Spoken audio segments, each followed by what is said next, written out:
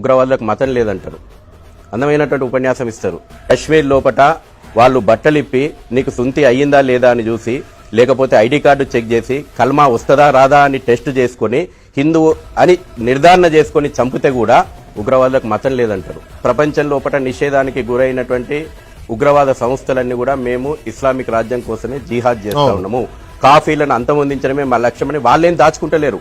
అర్థం చేసుకోవాల్సింది మనం అర్థం చేసుకోవడం లోపల పొరపాటు పడుతున్నాం, ఇంకా భ్రమ లోపల ఉంటున్నాం. ఇవాళ హిందూ సమాజానికి కూడా నేను చెప్తున్నా, అక్కడ మీ కులం చూసి చంపలేదు, లేకపోతే ఏ రాష్ట్రం అని చూసి చంపలేదు, ఏ భాష అని చూసి చంపలేదు. ఇవాళ చనిపోయినటువంటి వాళ్ళ లిస్ట్ లో మీ అందరి చావును వాళ్ళు నిర్ధారించింది హిందువు ధర్మం అని. అంతే.